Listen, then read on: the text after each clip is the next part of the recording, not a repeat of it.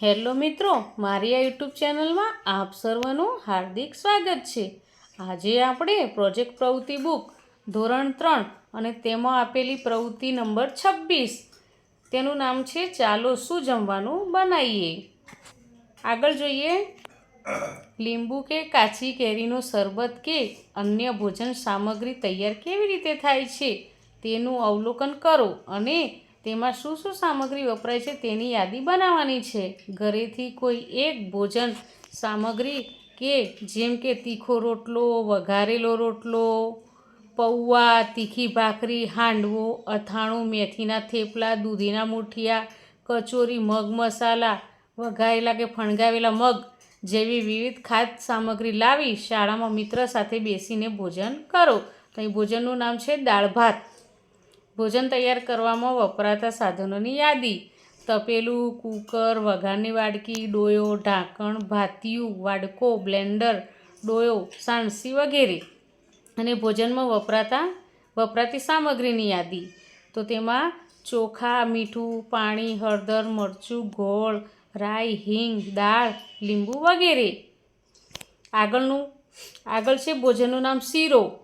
તો ભોજન તૈયાર કરવામાં વપરાતા સાધનોની યાદી: તો કઢાઈ, તાવેથો અને સાણસી। ભોજનમાં વપરાતી સામગ્રીની યાદી: તો ઘઉંનો કકરો લોટ, ઘી, દૂધ, ડ્રાયફ્રૂટ, પાણી વગેરે। આગળ ભોજનનું નામ છે વઘારેલો રોટલો। તો ભોજન તૈયાર કરવામાં વપરાતા સાધનોની યાદી: તો કથરોટ, તપેલું, પાણીનો ગ્લાસ, તાવડી, ચમચો વગેરે।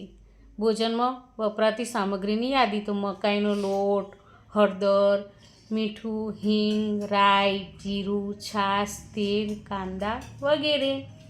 પછી આગળ ભોજનનું નામ દૂધીના મૂઠિયા। ભોજન તૈયાર કરવામાં આવતા સાધનોની યાદી: તો કથરોટ, સ્ટીમર, છરી, ચમચી, કડાઈ, ખમણી વગેરે। આગળ ભોજનમાં વપરાતી સામગ્રીની યાદી: તો દહીં, તેલ, હળદર, મીઠું, મરચું, હિંગ, ગરમ મસાલો, રાઈ, અજમો, જીરું, વરિયાળી, તલ, સોડા, ઘઉંનો લોટ વગેરે।